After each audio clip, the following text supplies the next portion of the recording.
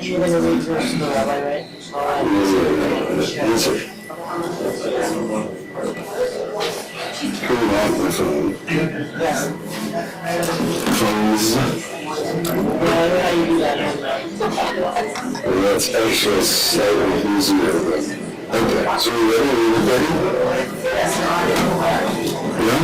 Right. Did you want to test that?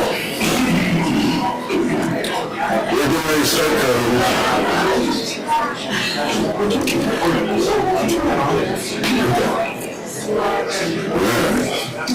Thanks. Yeah. There we go. Okay. All right. We will call this meeting on the Palmer City Council to order for March 11th, 2025 at 6 p.m. Before we begin, the council members and audience, we ask you to put away or silence your cell phones. If you have any personal business to take care of, please take it outside this room. Madam Clerk, if you could call the roll, please. Councilmember Cooper? Here. Councilmember Best? Here. Councilmember Graver? Here. Mayor Carrington? Here. Councilmember Hudson? Here. Deputy Mayor Tudor? Here. Councilmember Alcantara? And Councilmember Alcantara emailed, he's in DC subbing for his boss for some event for there. So, and next would be Pledge of Allegiance, and I was going to ask if we could have Wendy Anzalotti lead us in the pledge. Allegiance to the flag of the United States of America and to the republic for which it stands, one nation under God, indivisible, with liberty and justice for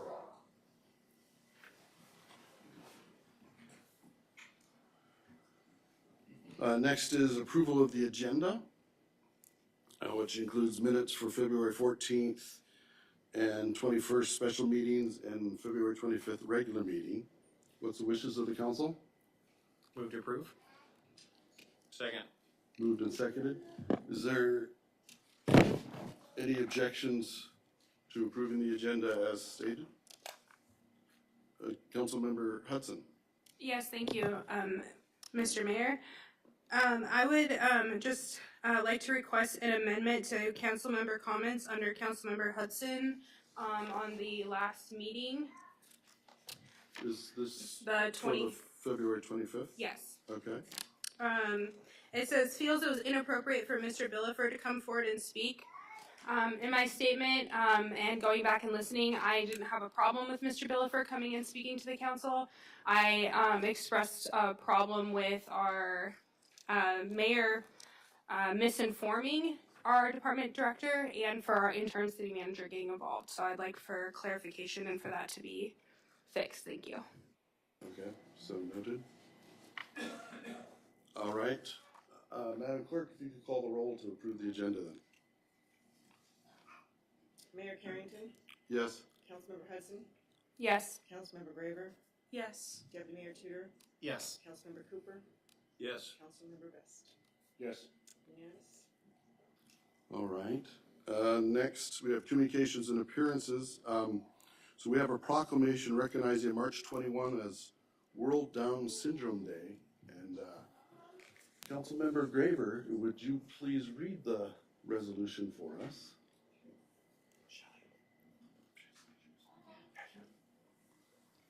So we are giving this proclamation to Ms. Ashley Cook, who's the MATSU director, and Ms. Donna Davidson, who is the founder of the Alaska Down Syndrome Network. Do we want them to come forward? Or no? If you like, You ladies would like to come forward? See, there's a reason we asked you to come. So, whereas World Down Syndrome Day is a global awareness day officially observed by the United Nations since 2012, celebrated annually on March 21st to signify the uniqueness of the triplication of the 21st chromosome which causes Down syndrome, And whereas the Alaska Down Syndrome Network is dedicated to providing education, information, and parent-to-parent support of families of children with Down syndrome, as well as advocating for individuals with Down syndrome across the state. And whereas the Alaska Down Syndrome Network comprises 136 families, with 25% of its members residing in the Mat-Su Valley, including approximately 10 families who are proud residents of Palmer. And whereas celebrating World Down Syndrome Day in Palmer provides an opportunity to raise public awareness, promote inclusivity, and recognize the significant contributions of individuals with Down syndrome to our community. Now, therefore, I, Steve Carrington, Mayor of the City of Palmer, do hereby proclaim March 21st, 2025 as World Down Syndrome Day in the City of Palmer, and encourage all citizens to join in activities and observances that promote awareness and inclusion of individuals with Down syndrome in our community.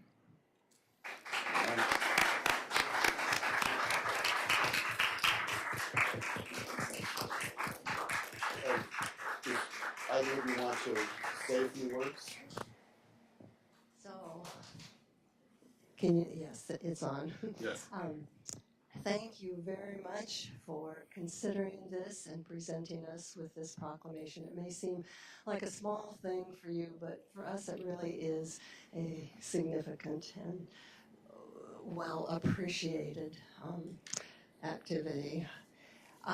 The Down Syndrome Network was started back in 1984. But first, my vision, or my experiences with children with intellectual disabilities was not comfortable.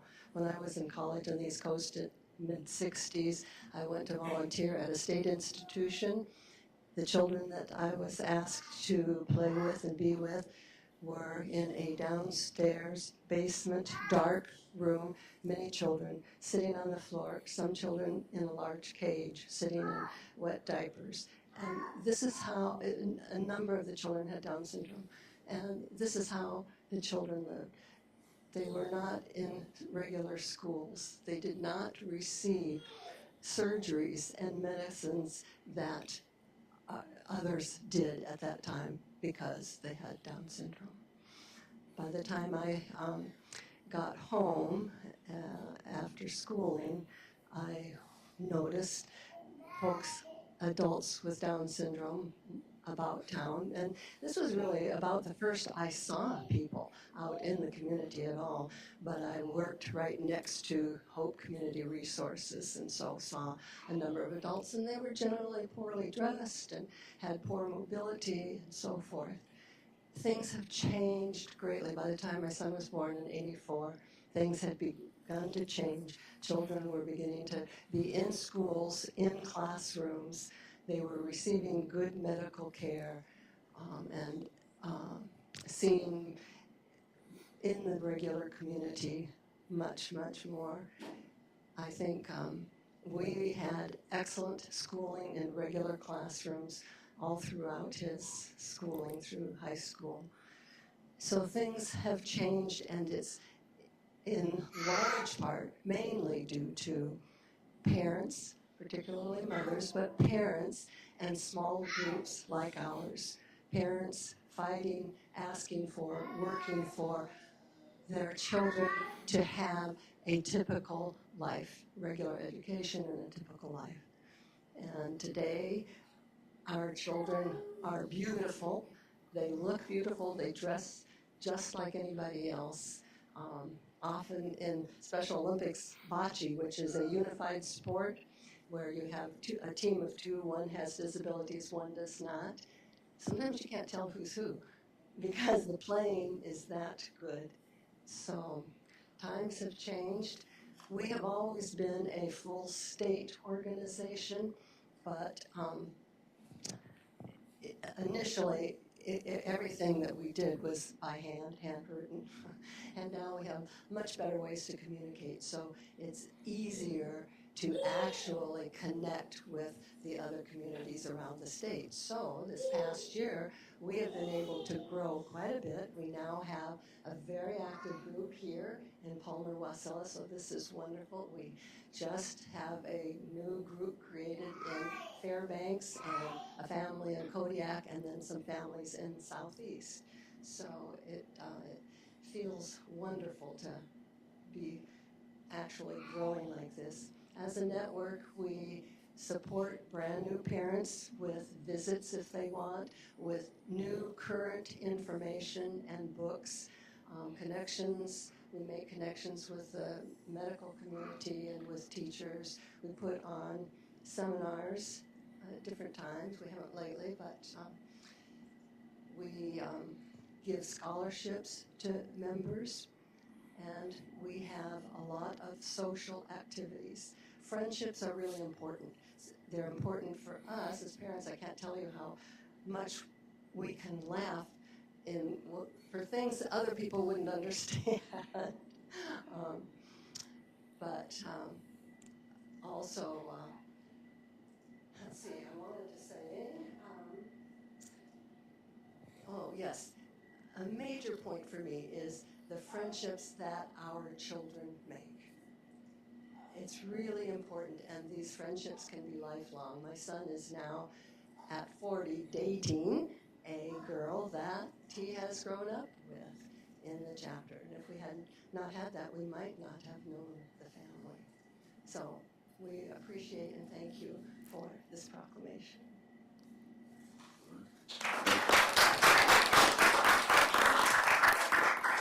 One last thing. Our annual Walk for Down Syndrome is going to be in Wasilla at Iditarod Park this year. This will be the second year that we've been there, and last year was the biggest year yet. We had over 400 people and raised just under $20,000 for the network. So please come join us if you can on June 14th. It's a lot of fun. It's a lot. All right. Thank you guys for being here. And I just want to say this is close to my heart. My brother and many friends have Down syndrome, and they're here tonight. So I'm excited. Thank you guys for all you do so much.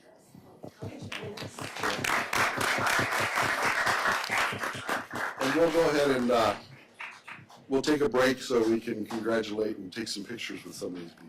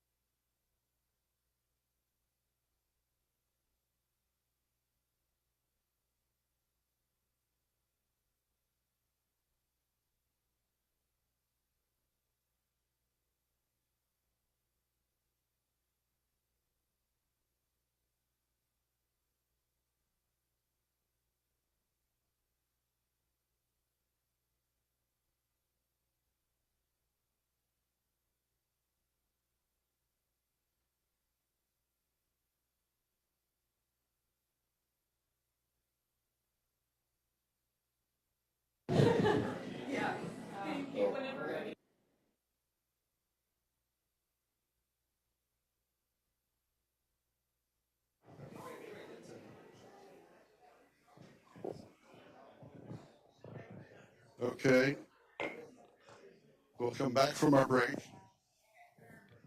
And we have another proclamation. Rabbi, would you like to come up? In case you want to read along, I've got a cheat sheet here. Okay. So we're also doing a proclamation declaring April 9th, 2025 as Education and Sharing Day. So whereas education should not only impart knowledge, but also cultivate moral and ethical values, empowering individuals to lead purposeful lives and contribute positively to society. And whereas the Rebbe Rabbi Menachem Schneerson, did I get that close? Okay. A global spiritual and saintly leader who continues to inspire millions, has always championed the vision that education must emphasize morality and ethics alongside academic achievement, guiding students to live meaningful lives of integrity and responsibility. And whereas the Rebbe's teaching continue to illuminate the path toward true education that nurtures character, inspiring unity among diverse communities, through acts of goodness and kindness, and reinforcing the belief that even one positive action can change the world and promote global peace. And whereas April 9th, 2025 marks the Rebbe's 123rd birthday and the beginning of the 75th anniversary of his leadership at the Shabbat Lubavitch movement, which continues to guide communities worldwide with values rooted in the 7 Noahide laws, universal ethical principles that promote morality and harmony among all people. And whereas Shabbat represents wisdom, understanding, and knowledge, reflecting the intellectual and spiritual foundations of education, is it Lubavitch? Lubavitch means city of love, embodies the movement's emphasis on love of wisdom, love of humanity, and love of the Creator, representing education at its highest ideal. And whereas Education and Sharing Day is observed annually on Rebbe's birthday to honor his enduring contributions to education, morality, and charity worldwide, celebrating his vision of education that inspires moral character and ethical living. Now, therefore, be it resolved that the City of Palmer encourages government officials, educators, volunteers, and citizens to promote education that emphasizes morality, ethics, and community service, working together to build a brighter future for all. We hereby declare Wednesday, April 9th, 2025 as Education and Sharing Day. In witness thereof, I've laid my hands on the 11th of March, 2025. So.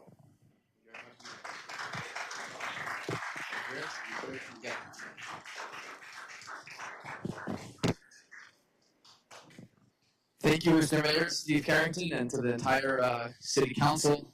And so the City of Palmer is, with this proclamation, joining the President of the United States for many years already, and governors, mayors throughout from many, many states and cities throughout the United States and throughout the globe, of designating this day, which this year will be April 9th, as Education and Sharing Day, which is on the birthday As we said before, the global spiritual leader, the Rebbe, Rabbi Menachem M. Schneerson, celebrated every year 4 days before Passover.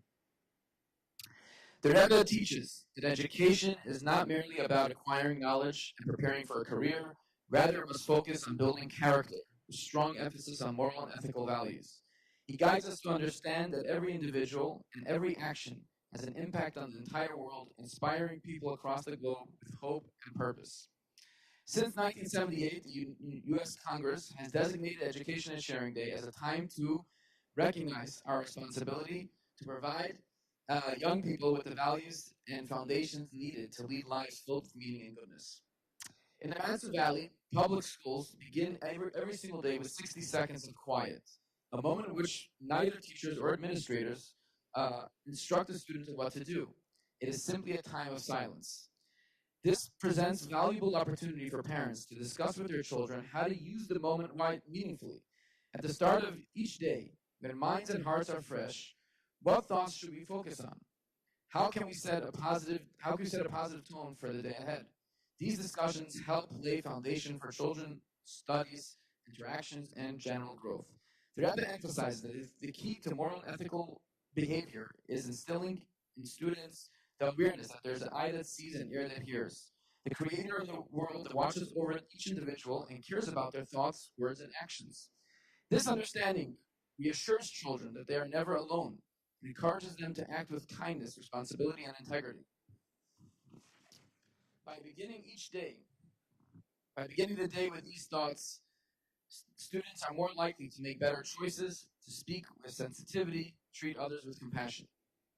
While meaningful conversations are important, actions leave a lasting impact. The Rebbe teaches that people are shaped more by what they do than what they are taught.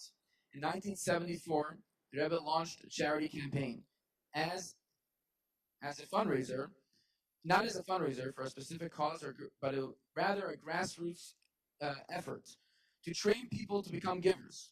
The idea is simple. Set aside a charity box at home or in the office and give small amount of charity each day. Children should have their own charity boxes and be encouraged to give regularly, helping them develop empathy and care for others. The key is consistency. Beyond the funds collected for worthy causes, these simple daily acts transform the giving hand, and shaping the person into a true giver. Although April 9th has been designated as Education and Sharing Day, its message is relevant every single day of the year. Let us reflect on our collective responsibility and opportunity to enhance true education, serve as role models, and take concrete action to bring more goodness and kindness to the world. This year marks the 75th anniversary of the Rebbe's leadership, a leadership that continues to inspire and guide people around the world today. For 75 years, his vision has shaped lives, igniting a global revolution for goodness that impacts individuals of all backgrounds. His teachings of morality, kindness, and the responsibility of every individual to bring goodness into the world remains relevant now as ever, continuing to transform the world for the better. As we celebrate this significant milestone, we commit ourselves to living by the Rebbe's teachings, spreading kindness, and reinforcing moral foundation of our society. May God bless you in your efforts here of the City Council to create a brighter future for our city and beyond, and may your work be rewarded with good health and success and happiness. And may our collective efforts to perfect the world and make it a peace and make it a place of goodness and godliness hasten the arrival of the ultimate redemption speedily in our days. And I would like to give each one of you, as I did in the previous years, and everyone here in the crowd, a little gift. It's called the ARC. It stands for Acts of Routine Kindness. And the idea is that every single day, everyone is encouraged to give at least a penny, a nickel, a dime to charity. When it's filled, you give it to the charity of your choice. So this is not a fundraiser. We're not collecting any money. It's for each one of you to give it to the charity of your choice. And the purpose is not about how much money we're giving, but it's about training ourselves and training our children to become givers, to start every day with a positive action, exercising their kindness muscles, becoming better, kinder people. Thank you. All right, well. Yes. And we'll take a little break here while we receive an ARC.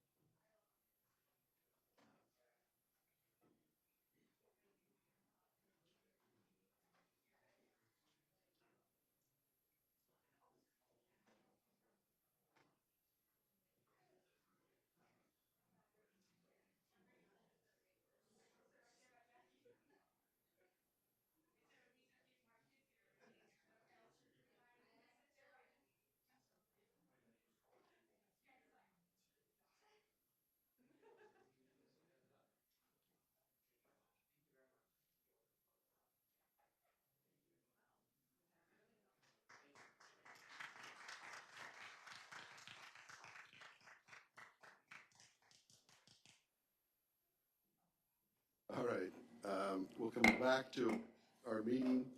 And next we have presentation of Planning and Zoning Resolution number 25-002 by Planning and Zoning Commissioner Chair Penny Mosher. Should be on, but you got to get it really close.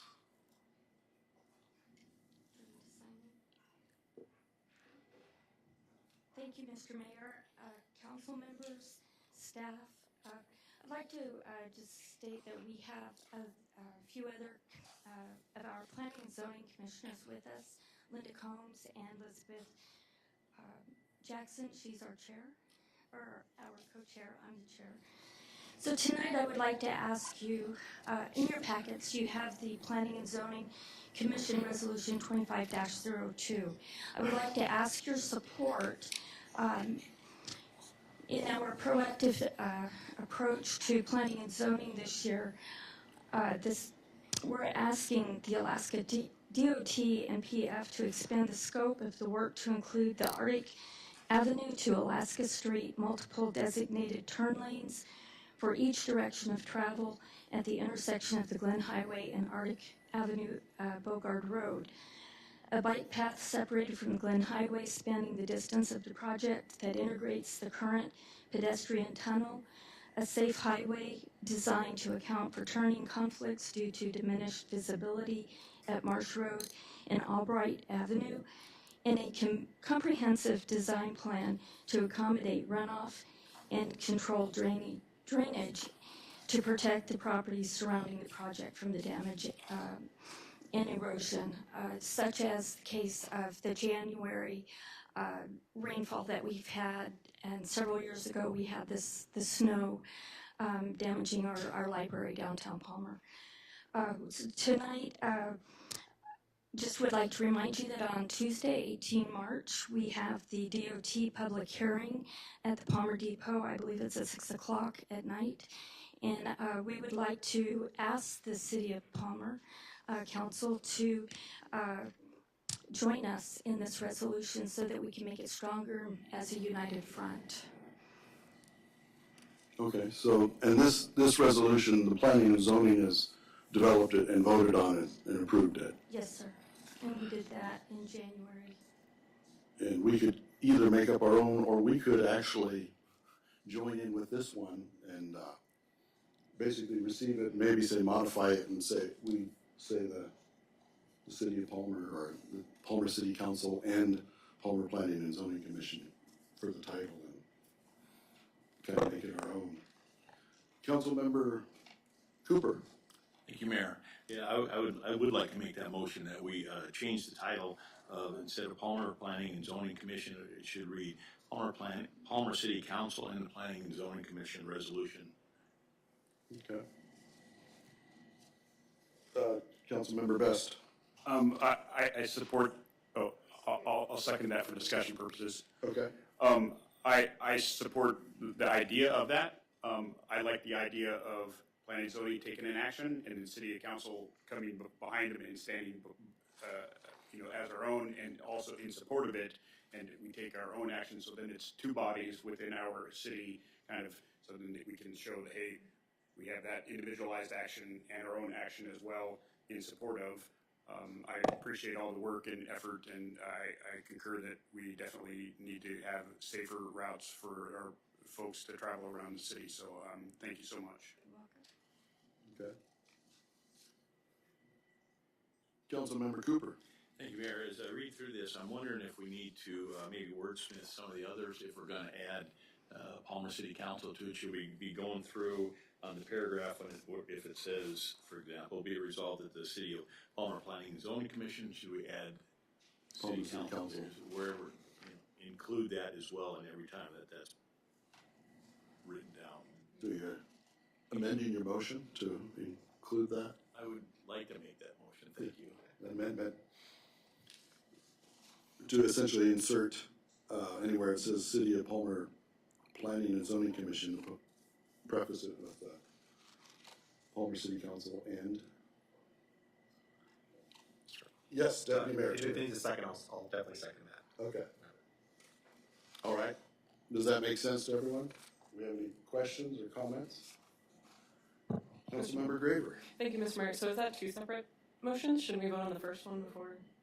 This would be an amendment to the motion, so Okay. we'll vote on the amendment first and then go Okay. back to the original motion.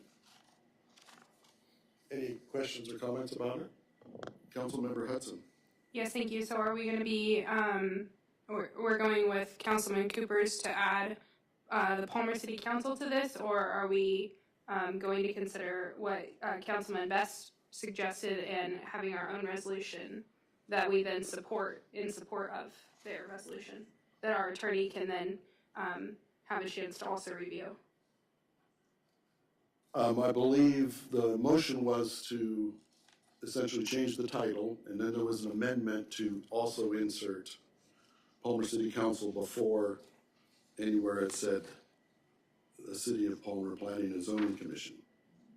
So that was the amendment that would go to the original. Councilmember Best. The councilwoman's mic is still on. I just want to make sure that she still didn't have something to say.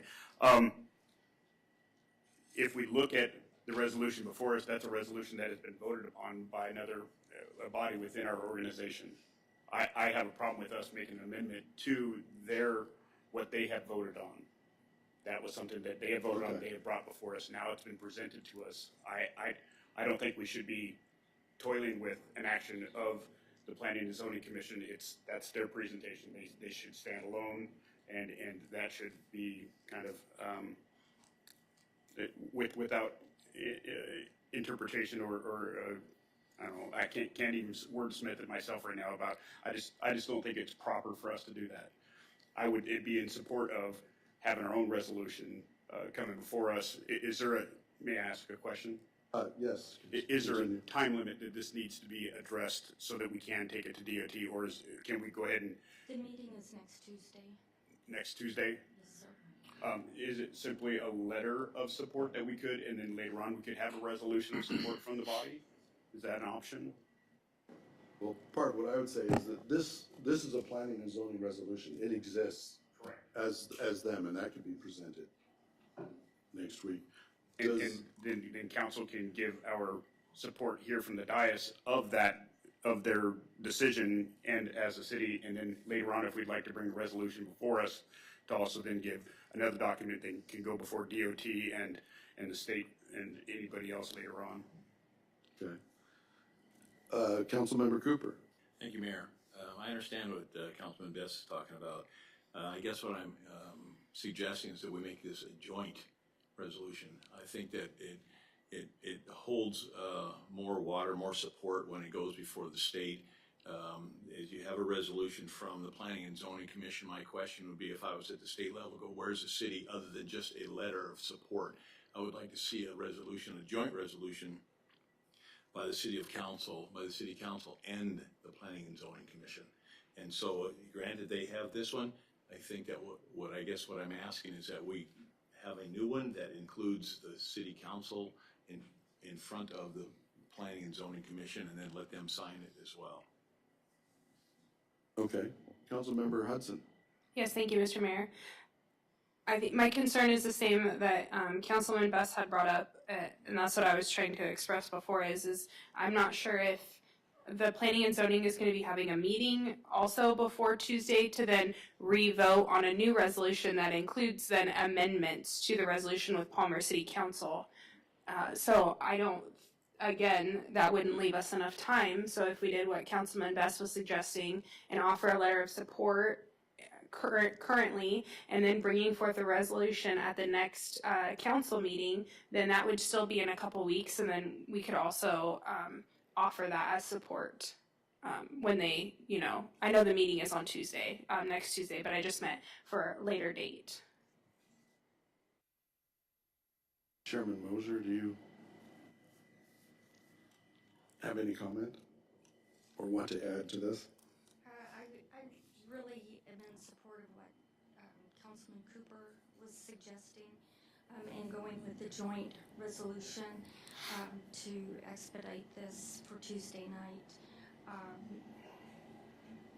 But I also understand where Councilman Best and Councilman Hudson are coming from, However, I think it shouldn't be that hard to include this joint resolution and put the city of Palmer in front of and wordsmith the rest of the resolution, whereas putting the city of Palmer in front of the Planning and Zoning Commission is, because we want to appear as a united front to the state of Alaska.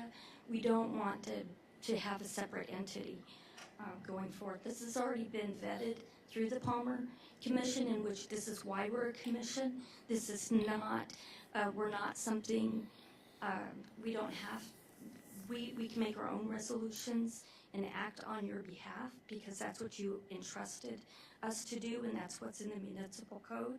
So I'm still in favor of Councilman Cooper's recommendation, and that's what I would recommend as well. Mr. Mayor? Councilmember Hudson. Yes, I would just like to ask for our attorney's input on what this would entail and what this looks like for the council and our best route legally, please. Madam Attorney. It's a fairly straightforward resolution, so I mean, I think it would be feasible for if those solutions were clarified tonight. So it could ultimately say the City of Palmer resolution number, which would be slightly different, and then the beginning would say a resolution of the City of Palmer adopting Palmer Planning and Zoning Resolution number 25002, and then keep everything the same, and then there's the 5 be it resolved at the ends that could ultimately say the City of Palmer, City Council, and in conjunction with the City of Palmer Planning and Zoning Commission does so and so and so forth. So what you are doing is creating a new resolution referencing, incorporating this one. So it would be a joint resolution. It's a separate entity, but ultimately what you're saying is we are adopting resolution number 25002 from the Planning and Zoning Commission, should you want to incorporate that, and say this is a resolution from the City of Palmer adopting this, and you're creating a new one. Councilmember Best. I'm sorry to get wrapped around the axle on this. So if we make a modification to something that has been voted upon by another body, how are we not having to then force it to go back to them for them to concur with that, because they've already voted on something as it existed? If we change any language whatsoever, then they'd actually have to re-vote again to be part of that joint resolution. That would be correct if it was a standalone resolution. What, if I understand correctly, what Councilmember Cooper is proposing is a City of Palmer resolution incorporating this and adopting this herein, which would be a separate resolution from the City Council. It would just say the City Council is adopting this resolution, not changing it, but adopting it. But that would take another meeting for us to then put it on the agenda to have a resolution. We can't from the dais make that resolution right here tonight. That's true. The timing of it. Exactly. So again, my point is. But you can create a new resolution. Just the timing from. I'll check through the parliamentarian, but the timing of that is correct. I don't know. Could you repeat the question? No, they were. I think we want to clarify to the council if they create a new resolution, the timing of, or clarify to the public the timing of what that takes to do resolutions from the dais. Can't do that from the dais. Right. Right, okay. So just so that people understand that. So, where we're at is we have a motion and then we have an amendment to the motion, which parliamentarian, is that not appropriate? Should No, we- that's fine. But, Only when you vote on the amendment, you vote on the motion. okay, Because the original motion said change the title only, and the amendment said change it within the document okay. to add the Palmer City Council. That was the amendment from Cooper. So the first vote will be on the amendment. Okay, Councilmember Best. Thank you, Mr. Mayor. And again, what I'm hearing from the clerk is she's explaining process, not that what it is would be the right way to get what we're trying to achieve. Right now, there is no way to achieve what is being requested unless we just accept what the Planning and Zoning has given to us. We could then, so we would have to vote down our 2 resolutions, accept what they have presented. Then we could, in council comments or something like that, talk about asking to have a resolution brought before us, but we could also ask for the mayor's office to then issue that the body is in support of this action, and that later date resolution will be coming forward. So you would at least have a letter in hand saying that the council is in support of your action that you have taken as a body. And then later on, we could vote upon a resolution later on. Councilmember Cooper. Thank you, Mayor. At a minimum, seeing as how this meeting is next Tuesday, I would like to see at least a letter coming from us to, and the letter and the resolution can be presented Tuesday to the DOT. And if that's the case, then I would withdraw my amendment and my resolution for further resolution next 2 weeks. I agree with withdrawal. Yeah, I concur. Yep, I concur. Okay, so we've now pulled back the motion and the amendment. Any further discussion? Councilmember Hudson.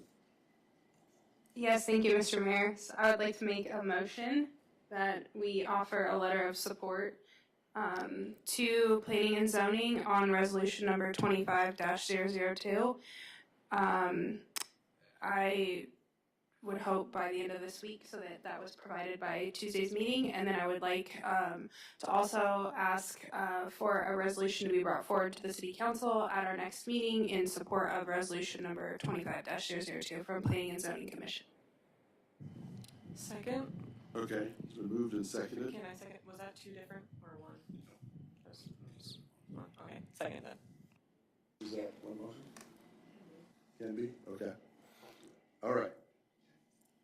So that was a motion to, Letter support, right, to have a letter of support resolution, and then also a resolution come forward. supporting your resolution. Okay. Is there any discussion on that?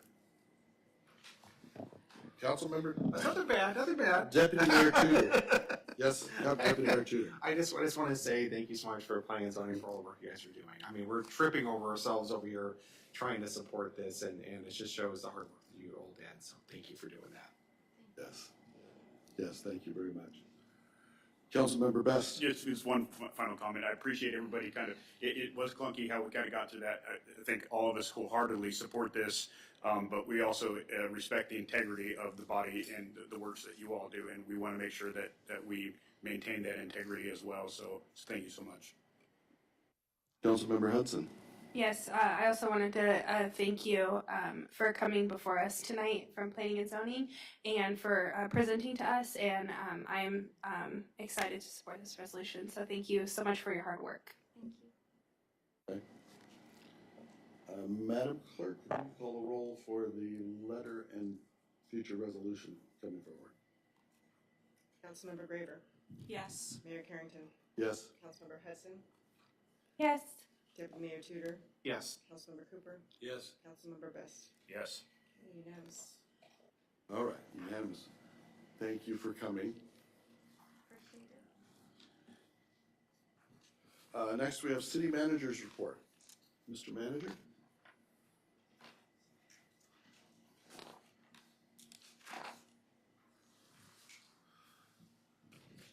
Good evening, Mr. Mayor, members of council. I don't have a written report for you tonight.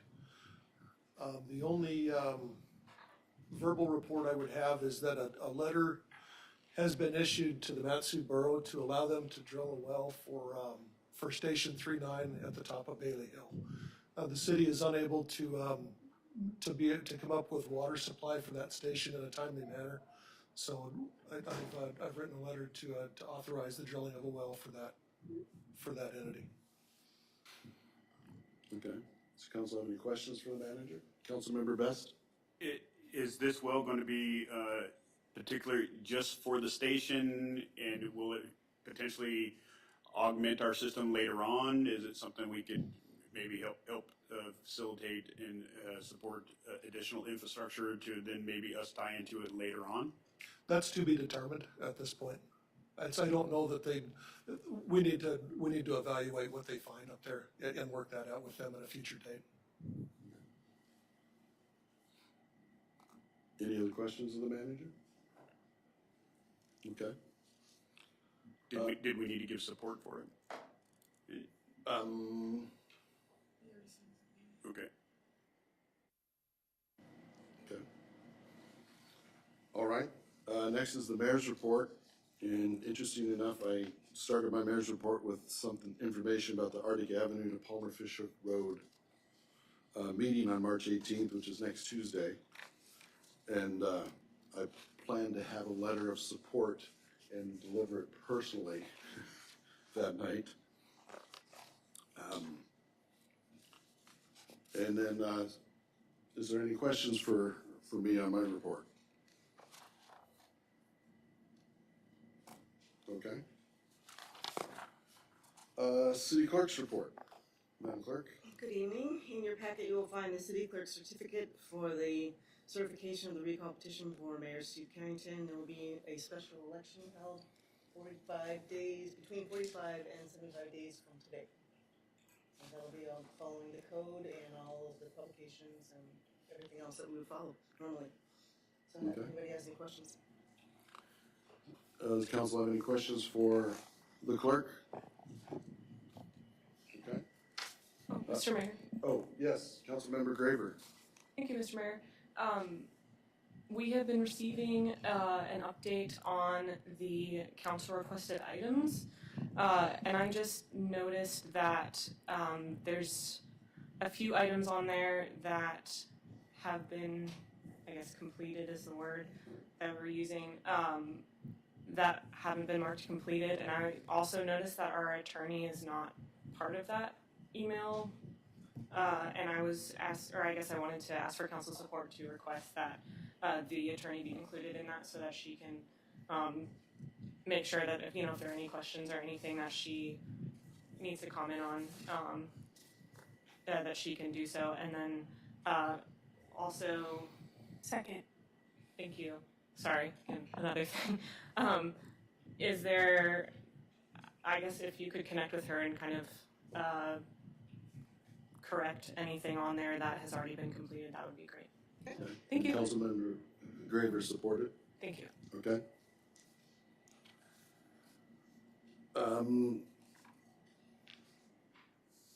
Councilmember Hudson? Oh, okay. City Attorney, Madam Attorney, do you have a report for us? Yes, good evening. Councilmember Graver, and council, I did want to let you know that the clerk did send me a copy of that. Not in that original, but she sent it to me today. And so I do have a couple updates that I'll read out loud kind of based on that outline. So I do appreciate that. Just want to let you know she did send it to me today. So I have 4 things real quick. One, I wanted the task that I had been sent reminding regarding amending City Code 2.04-100, which was to implement a requirement for the sponsorship signature page and online tracking for the public. That was assigned to me at the end of October. And I did have discussions with Councilmember Hudson and some others, but I had initially understood this week to be a policy where we could draft a form and change it, but that was an incorrect understanding on my part, and went back and looked, and it was requested that I amend the actual legislation. So I drafted that legislation for all the requested changes, and I'll be sending that drafted legislation, I'm assuming, to Councilwoman Hudson and Graver, and CCing the clerk so she can distribute as needed, and it could be on a future agenda. That legislation changes specifically are one, the sponsorship page with the signature sheet, the sponsoring signature page be included in a published agenda, a digital documentation tracking log. So I've put together a whole resolution for that. I will send it to the 2 that tasked me to draft legislation. This is the first time I've been tasked only by 2 to draft legislation, so I'll send it to the 2 and make sure the clerk CC'd, and then whomever else wants it, and then it'll also be put on a future agenda. So all access to everyone. And then regarding the request to research and review if and how Anchorage had implemented a process to remove a mayor based on violation of public trust, I have been looking into this process, and this process is strongly predicated requirement on a robust ethics code, an investigative process, and hearings implemented by code for due process. So they include a structured disciplinary process placed in the code. So what I'd like to propose to council is that I'd like to combine that sort of as a subset to the overall task assigned to me by Councilwoman Graver to review, report, outline, and draft council's examples for the council for all elements in what a robust ethics code would look like, which would include hearings and due process and any kind of potential disciplinary, to submit that to the council for their discretion. And then I also wanted to circle back to, I believe after Thanksgiving, Councilwoman Hudson had asked me to look into issues regarding potential interference into a police matter or an obstruction in executing our police department's public safety duties. I immediately began looking into this, and I had several conversations with staff and with interim city manager regarding the necessity of all departments providing without question or delay the resources that our law enforcement need. I want to reassure everyone this is a priority to the city. The interim city manager fully recognized and communicated that as well, that going forward there'll be no interdepartmental challenges related to law enforcement and public safety. I realize I'm being really vague with making this statement, but I wasn't going to address it all, but it was on the list and out to everybody, and I realized, oh, we publicly said that I should publicly give you an update. So I just wanted to let everyone know that the manager was on that, and that has been taken. Public safety is a huge issue, supporting of our police, and that's something we've had a conversation about, so check. And then in regards to the opioid settlement monies, that was something the council asked me to look into, and I attended the manager-mayor's meeting with Deputy Mayor Tudor and with the interim city manager, as well as had multiple conversations with the Matsu Borough. So this is going to be a very detailed, limited in scope nuance, but it does require a lot of public education and specifics because it's a settlement offer with language from a literal litigation. So what I would like to propose to the council, that the city council and the Palmer public would be briefed on that potentially in April. I would like to create a Q&A overview of the background and all the details of it, and a fact sheet of what it does and does not entail in terms of how does it address powers, what does actual litigation say, how does it benefit City of Palmer, are there any limitations for the City of Palmer, and so forth.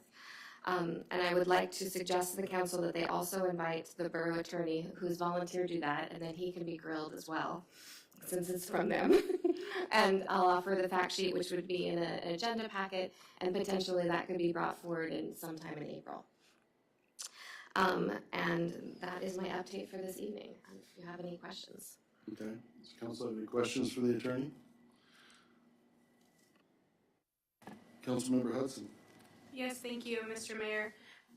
I also wanted to clarify that on, I don't know if you have this, Sarah, on page 4 of 7, that I had requested an investigation of a code of ethics violation, that you had brought that forward, I believe, at the last meeting or 2 meetings ago, and that Councilwoman Anzalotti, or I'm sorry, Graver, my bad, on page 5 had also asked for you to investigate and bring back on February 11th, which you also did. Is that correct?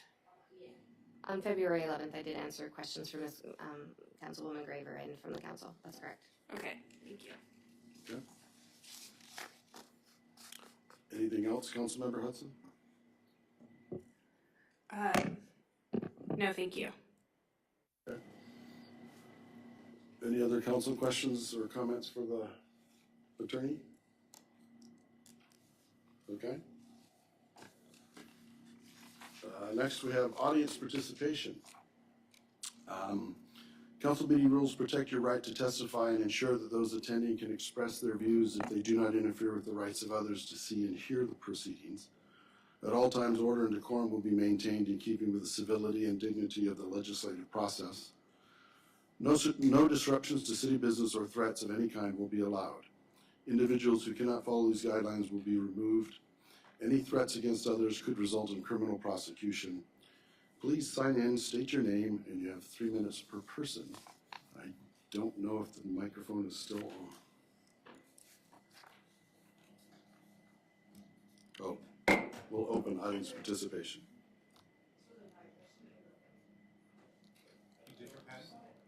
Okay. There's a pen.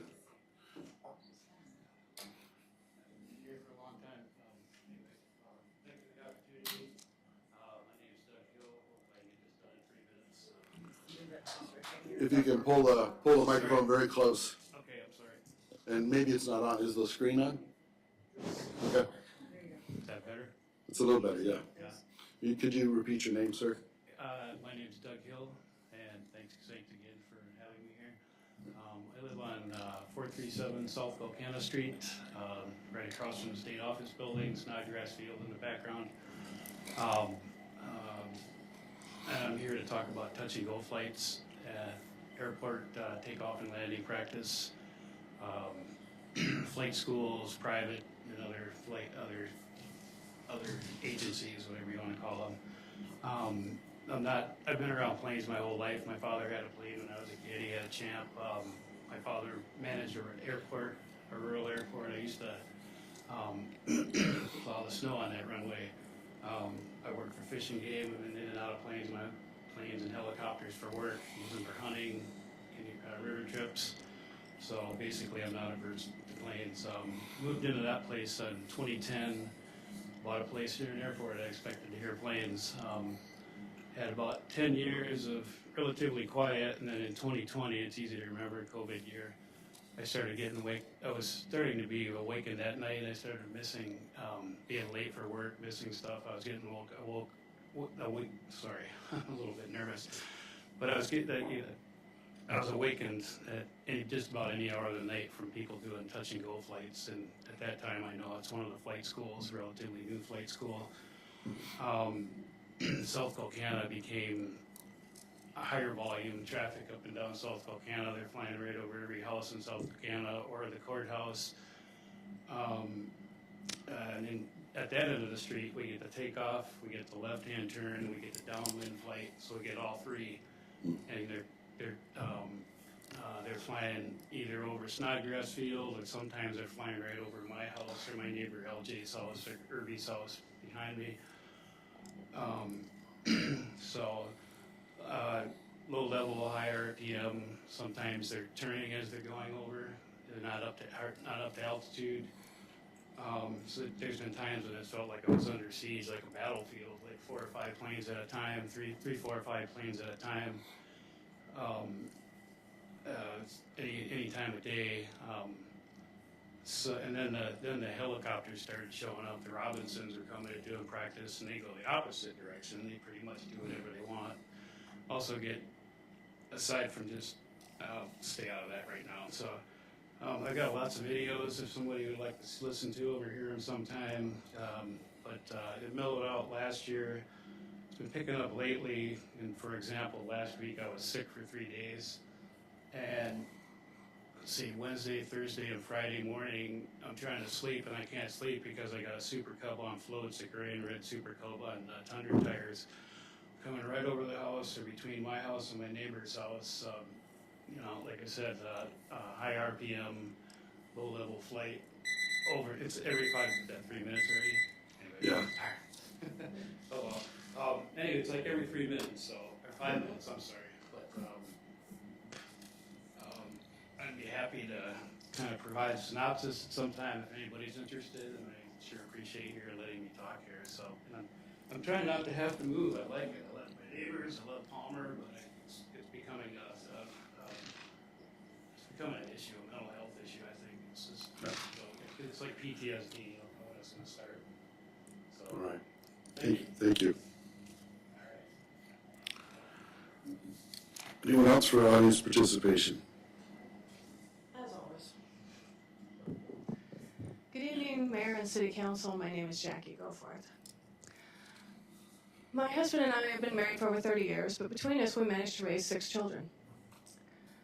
4 of my own and 2 stepchildren, and 1 of my children is a Down syndrome. So I was very thrilled with the program tonight. She's 36 years old, lives in Wyoming. In fact, I have children who are approaching the mid-century. I have 6 children. All of them have high school diplomas. 5 of them have college degrees. 5 of them have 6-figure incomes. 1 of them is close to a 7-figure income. Nobody has any kind of gender confusion. Nobody's been in trouble with the law. Nobody has had a drug problem. And it's because honor and integrity are words that matter. They have meaning and they matter to me. And the way to fix somebody who's not truthful to you is to not trust them. If my children told me they were going somewhere and they were the two that weren't trustworthy, I checked on them constantly. Every 15 minutes, Mom's showing up. And they'd go, why do you do this? I said, because I don't trust you. You could tell me the sky is blue and I'd have to go check.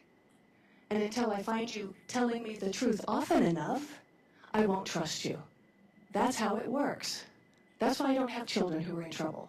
And I've been up a lot of nights chasing down children, and they were very surprised at sleepovers to have me checking in to make sure they were there, because they weren't trustworthy. That's how you do it. It's not by having a petition told that the signatures weren't verifiable when they were, and then when you write the investigation up of that, and I wasn't the only one who worked on this, by the way, I'm not that fantastic, having it not delivered to you when it was delivered to the clerk's office on February 27th by hand. I have a photograph of that. Where were those documents sitting? Why didn't you have the time to review the fact that the petition had 78 signers that were noticeable and you could find their records? Some of them may not have qualified, but to say there was only 66 is a misnomer. It was not true. So you have to find people who are trustworthy and found saying the truth so that you can trust them. What do I have to do? Send stuff to your houses with the signature required? I don't understand how I have to get past people who are not trustworthy. But Palmer's going to be known. If you are not trustworthy, then there will be a petition and you will be removed. That is what is going to be happening. And it already happened with the 3 before, and now we have another petition. So my advice to anybody who gets caught, because I got stuck in a jury one time because they asked me, do you think police officers always tell the truth? And I said, of course not, because they're human. Not everybody tells the truth. None of us do. None of us are Jesus Christ, okay? I've done it. I'm an exaggerator. I'm a fiction writer.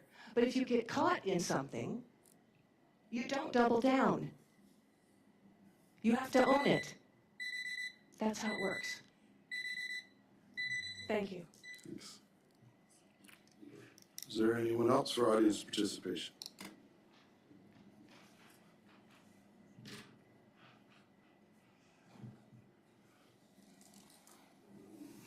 First of all, I have to compliment you on the choice of color.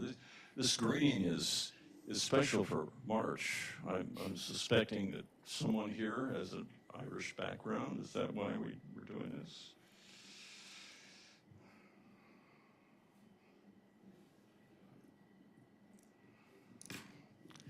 Thank you, Mr. Mayor, members of council. I had two things to speak about tonight. The first one, I had the pleasure of interviewing Chris Spence. Some of you know Chris.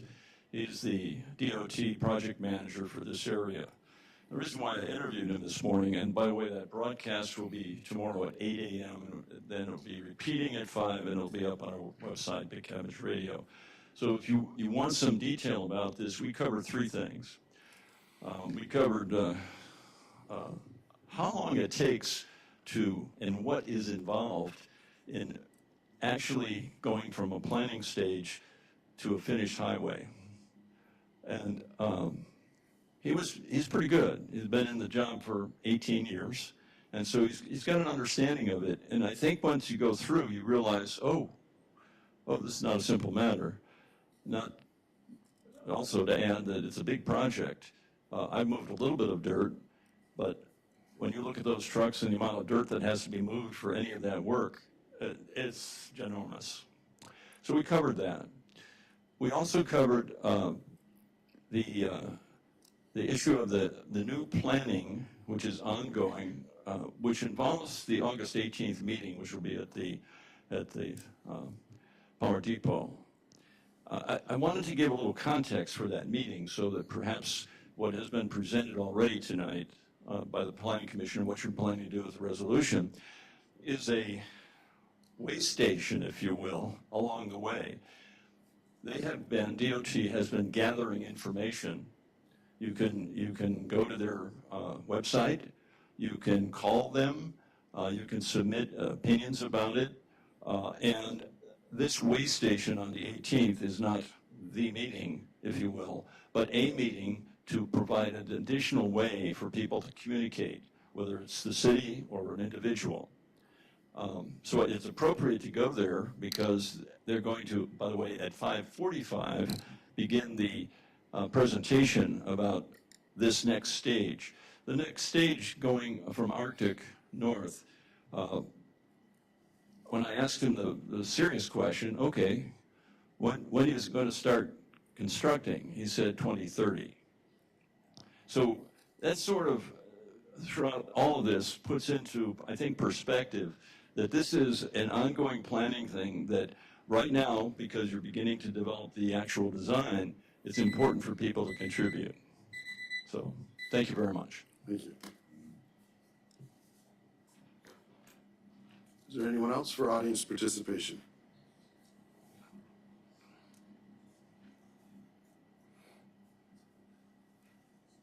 No one else for audience participation? Okay, we'll close this audience participation. Next, we have public hearings. Resolution number 24-005B, a resolution of the Palmer City Council amending the City of Palmer budget for the fiscal year ending December 31, 2024. We'll open the public hearing for this resolution. Anyone wishing to speak to this resolution 25-005B can come forward. See no one come forward, we'll close the public hearing. All right, what's the wishes of the council? Move to approve. Second. Moved and seconded. Okay, is there any questions, or do we want a staff report on this? Sure, Councilmember Graver. Staff report would be great, thank you. Okay, Mr. Manager, we can have a staff report. Ms. Davis, would you come forward, please?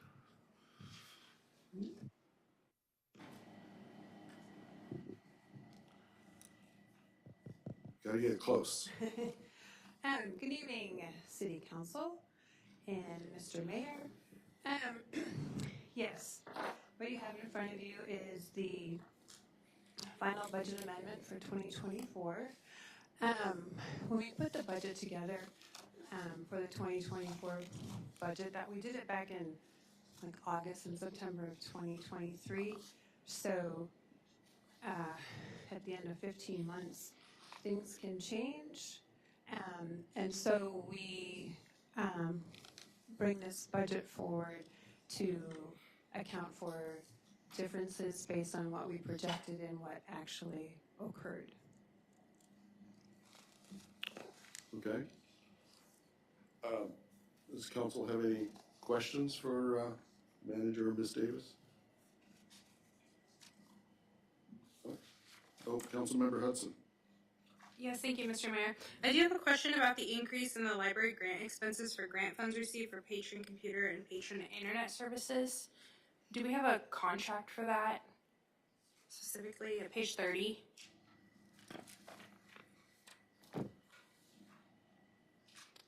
Okay. It's the very last one on the page. The library grant expenses? Yes. Okay. So we received a $4,800 grant from,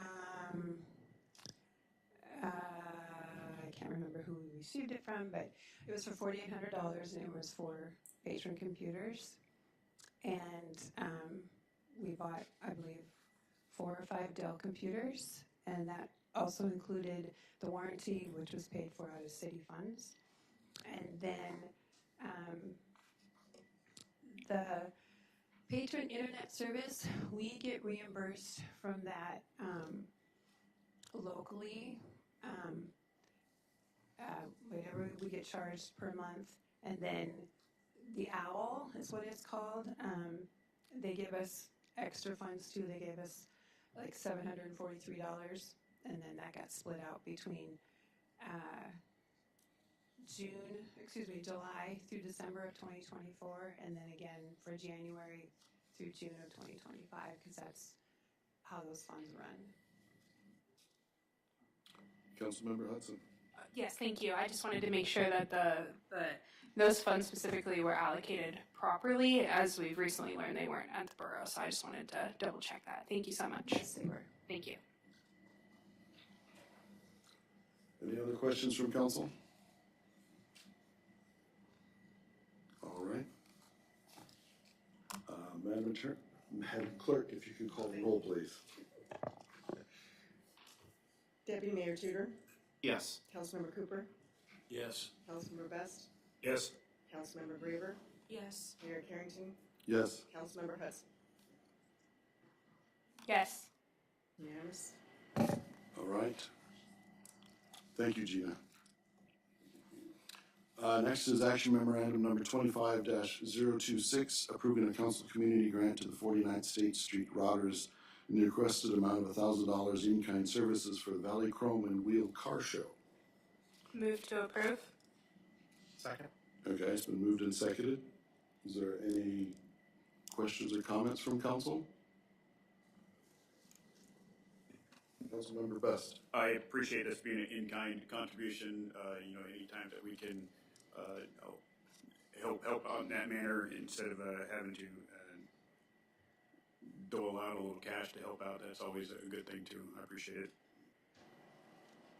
Okay. Deputy Mayor Tudor. Yeah, thank you, Mr. Mayor. Yeah, I was going to say it's a great event. This is a great activity that brings a lot of people to town. It's always great seeing the cars there in the arena. All right.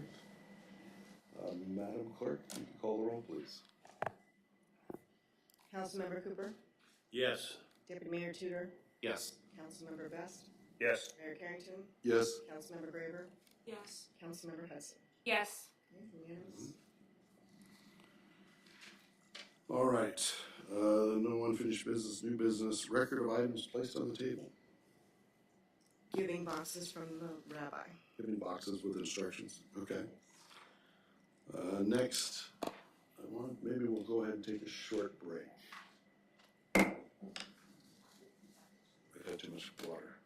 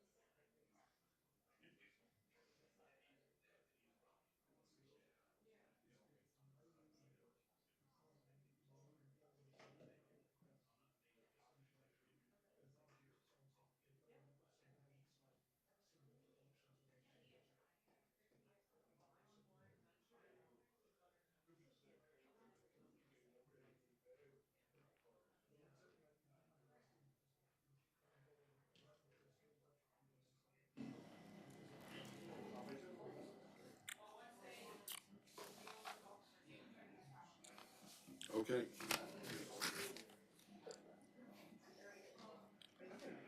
Somebody is it? I'm sorry. I just. Yeah.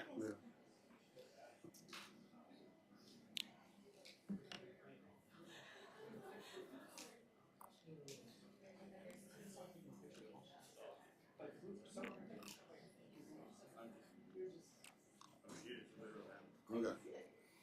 All right, we'll come back to the meeting. Next is audience participation. We will open audience participation.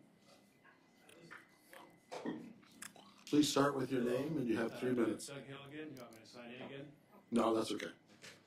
Once again, thank you. There have been some night flights lately, touch and goes is what I'm talking about. And also, often I've noticed people, I mean, I turned into a madman. So, and I was Dougie down at the airport in the middle of the night with binoculars trying to get a number. You can't get them, it's hard to get them at night. And often I've seen a number of times where the planes they'll come here and do 8 or 10 rounds, and they'll go to Wasilla that direction, or they'll go to Birchwood direction, or Anchorage. So it's somebody coming up here to poaching runs or whatever. But actually, probably the best thing I can do right now is like, I don't know how many of you seen this City of Palmer, fly friendly, pretty much. Sorry. In my mind, most of the answers are right there. They got a whole runway, get up to altitude. This has them flying across the other side of the old Glen Highway Bridge, taking a left-hand turn. This actually has them going past the Glen Highway over there. But anyway, wider path, higher, cutting the RPMs back. It's pretty much all here. It'd be nice to see this kind of get more formalized instead of just guidelines. And you come into town, it says Alaska or Palmer, Alaska at its best, and that's kind of lose a little bit of luster for me when I can't be in my own house and I got a constant hum going over my house. So anyway, that's enough for me. Thank you. Appreciate it. Thank you.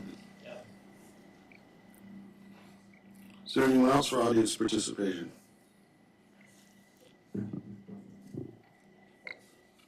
Greetings again, I'm Jackie Goforth. I never miss an opportunity to speak truth to lies, always. I was at the school board last week speaking to them about those plaster things from Mount Vesuvius. Remember we discussed how they tested the DNA on it and found out that they were male and female. And I also spoke to them about this trans thing and cis. Now they call people who say that they are what they are. You're a female and you know you're a female, and you're a male and you know you're a male. They call them cis. And I was a little offended because, as I told them, I want to be remembered as, or that woman who's a pain in the rear because she keeps bringing up pesky facts. Okay? That's what I'd like to be remembered as. But cis means on this side of. It's Latin. Trans means on the other side of. And it is perfect. Where cis means you're on this side of right, and trans means you're on that side of right. I mean, seriously. It works. Now, I want you to know, this one just came out. It is impossible to change your gender. It is an impossibility of biology. It will never happen. In 1872, a skeleton was unearthed in the Balzi Rossi caves on the Italian-French border. Originally believed to belong to a man, it was dubbed the Man of Mention. But modern DNA analysis revealed something astonishing. This was not a man, it was a woman. Now she's known as the Lady of Caviglione. She lived approximately 24,000 years ago. She stood remarkably tall at 172 centimeters, which is 5'8", and she likely bore children. Now, 24,000 years, a 24,000-year-old skeleton, they will still know that you're a female or a male. There is no way to outwit biology. There's no way. What you're doing is living a lie. And if anybody knows what it's like to be a failure, you will be a failure every day of your life because your body will tell on you.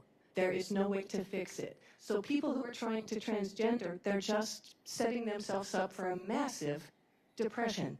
I don't know about you, but I don't like being a failure. I don't like how it feels. I don't. So why would you want to do something that's Absolutely impossible. And why would you try to convince children that it's possible? I have a children's book. I checked it out from the city of Wasilla, the library at Wasilla, and then I bought it because I told them I'd lost it.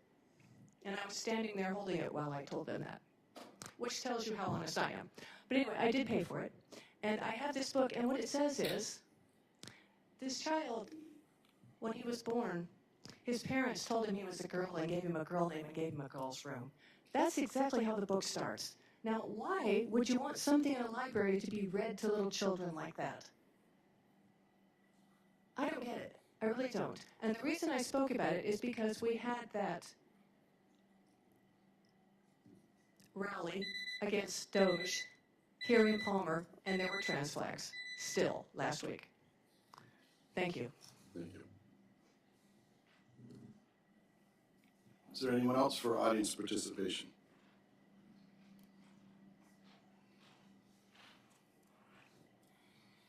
Thank you for a chance to stand up, stretch and all. Mike Molesky, still live here in Palmer. I do not live on the same street as Mr. Hill, but I walked by his house today. I heard the plane when I walked by. But we do live on Fireweed. We have a different situation because the crosswind runway is visible from our front window. Watch it all the time. I'm not quite as extensively experienced as Mr. Hill with a variety of aircraft, et cetera, but I've done my time in the back of a C-130. I've been an EMT on helicopter ambulance trips. I have a friend who has a 185 I fly with fairly regularly. So those are all noisy things. I invite you to the back of a 130 because it's one of the well, Mr. Cooper understands, one of the noisiest places to be. But for all of those, I had ear protection. I knew what I was doing. I needed to go from here to there, and I climbed the board, and I put on the ear protection. I'm not always reaching for or able to reach for ear protection when a plane flies over, or similar to Mr. Hill. I think that's the difference.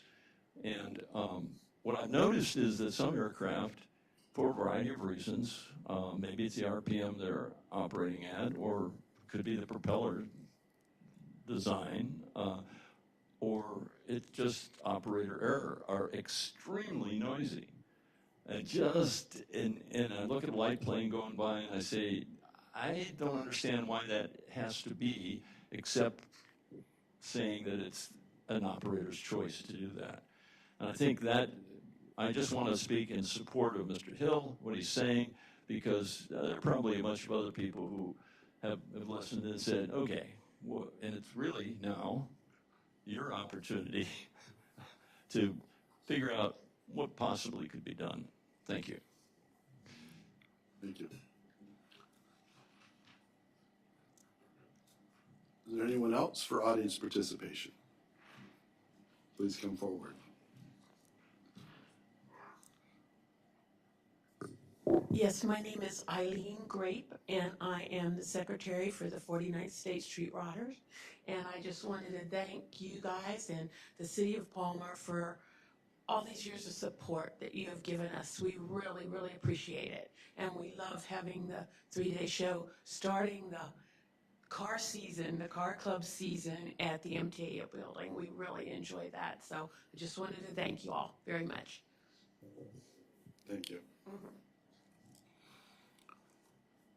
Is there anyone else for audience participation?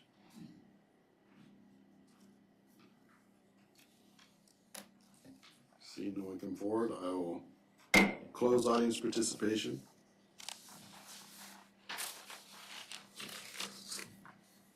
Next is council member comments. The views and opinions expressed during council member comments are those of the speakers and do not reflect the view or opinion of the city or its officials. And principle number 4 in the Code of Ethics states respect for process. Council members shall perform their duties in accordance with council processes and rules of order. Members should conduct deliberations with civility and refrain from abusive conduct, personal charges, or verbal attacks upon the character or motives of other members of the council, boards, committees and commissions, the staff or public. Council member comments. Council member Cooper. Thank you, Mayor. I would recommend that everybody go to the DOT meeting on Thursday.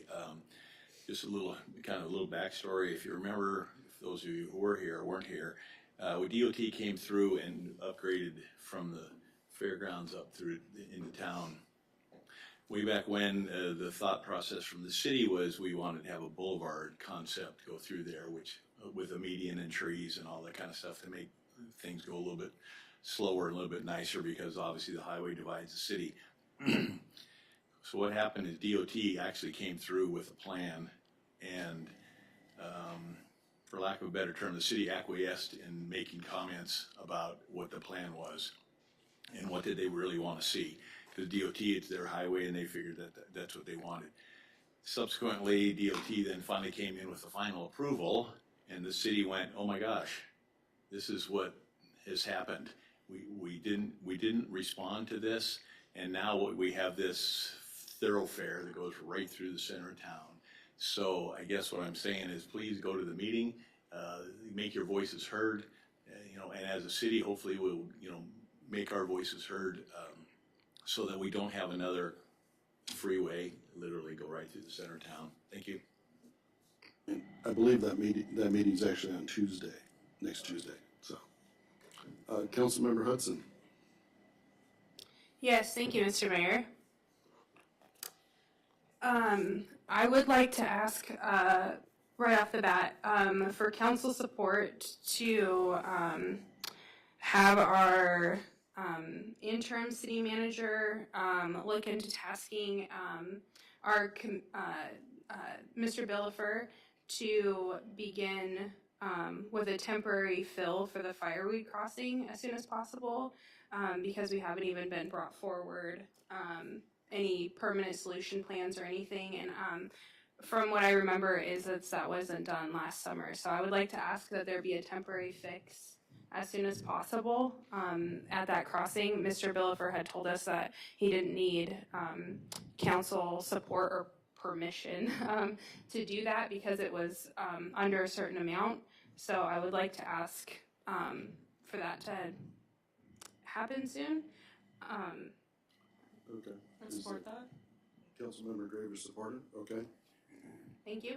And then I also would like to ask our city manager to bring back an update regarding the council requested items for the interim city manager to bring back to council a better understanding of the situation when he was informing council about a possible hostile work environment.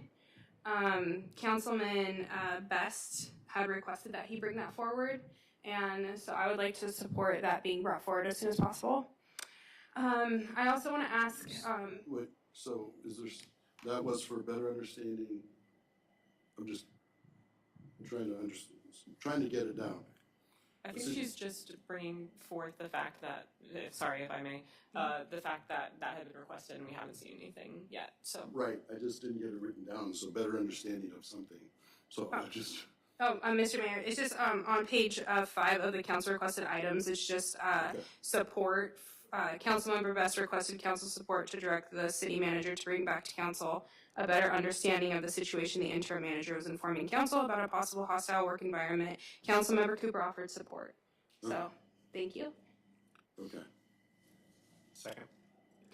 And that's support. Okay. And then I was just hoping that that could be brought forward before his tenure is complete with the new city manager coming on board. And then also, I also just want to also ask the city manager to continue to encourage the staff in City Hall to have a kind and hostile-free environment for the City Council and for our employees when they come to City Hall. It would just, it is, this state is a one-party consent state for recording, and it would just be really a shame if there ever had been recordings of harassment happening in City Hall repeatedly since October. Thank you again so much to everybody for coming out tonight, and I look forward to seeing everyone at the next meeting. Thank you. Madam Attorney? I was wondering if I could just, I'm trying to remember that original verbiage, and I think I brought that up at the time too, just the sensitivity, like, can we not use the word hostile work environment in terms of deciding that, and perhaps if I could see it first before we announce anything publicly, or we could kind of put something like that together, just in, yeah, thanks, because we kind of evaluate like an HR thing, if that could be done, and then I'm asking for a little discretion there. I'm just saying the city's not liable for anything, so we're not admitting hostile work environment. Mr. Manager? I did want to give an update on fireweed. We can do, the temporary repair needs to be done in the summertime. We need warm temperatures, throw a little pavement on there. You can't really put the pavement down in the cold temperatures because it doesn't stick, it won't do anything, it'll just turn to gravel. You will see, City Council has approved a design for the repair of fireweed, and we are going to go out to bid, I believe, on April 2nd, and should have results of that bidding back to council by the second meeting in April for your approval on the construction for the repair of Fireweed Avenue. And that will come prior to any repairs that will be, any temporary repairs that we'll be able to make, because it is, again, still kind of wintertime, supposedly. Okay, thank you. Deputy Mayor Tudor. Yeah, thank you, Mr. Mayor. So just, last Friday, I had the privilege of manning the booth for the city of Palmer at the last Small Business Development Center. That was a really great event. We talked to a lot of small businesses and also some entities that support small businesses, get them excited about Palmer. And it was really great. Thank you, Mr. Mayor, for coming as well. He was there. We had a great conversation.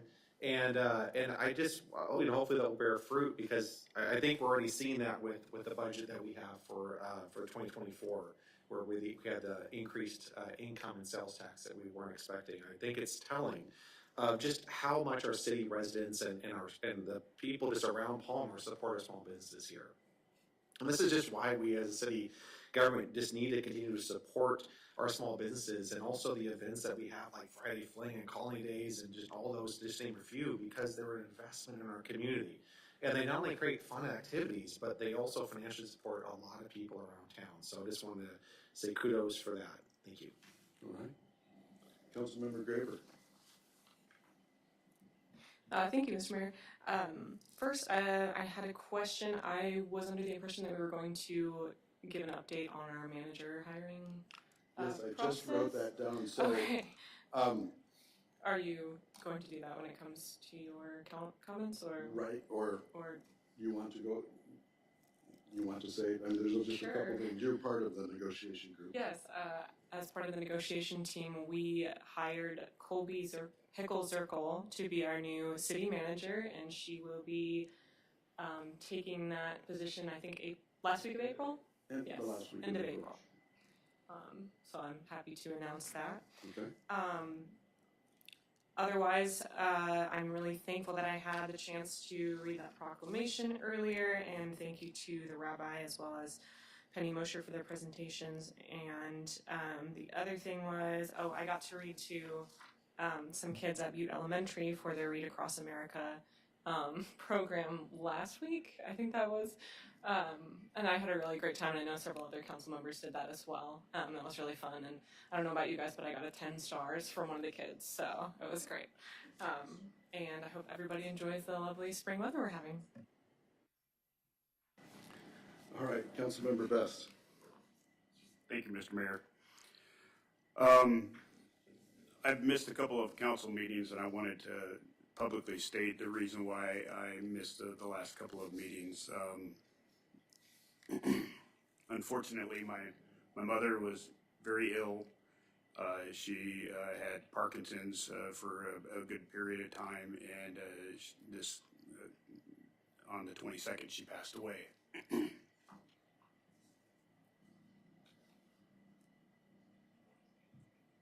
Excuse me. So, I just wanted to state on the record that that's the reason why I'd missed those meetings. I had tried to participate in the hiring process, and that's for another discussion later on. But needless to say, that's why I was not physically inside the city at that time. So, and I appreciate all the condolences that people have reached out to me and that have found out. But some of you didn't know the reason why. I just wanted to kind of state that.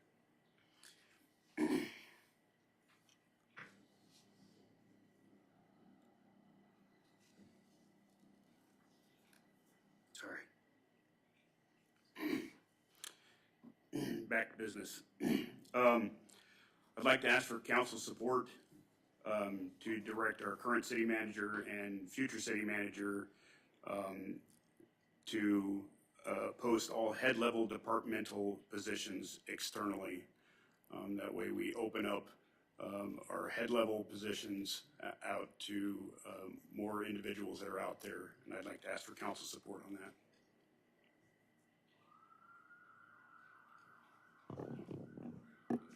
Councilmember Hudson?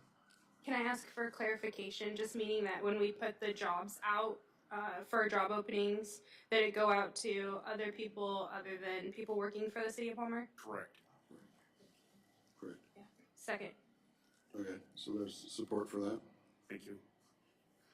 I will also be asking for council support to direct the city manager to hire outside legal counsel not to exceed $15,000 to investigate and advise the council for ethical violations of disparaging and defamatory statements made from the dais from October through March, and to include any OMA violations by council from October through March.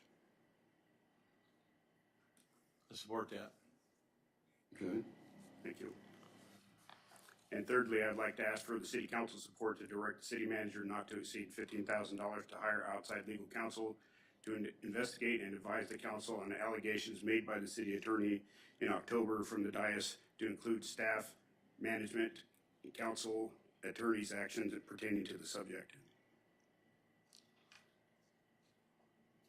I support that as well. Thank you. Okay. All right, we've already had the announcement about Colby Hickle Circle becoming our next city manager, so was that all, sir? Yeah, okay, so we're adjourned.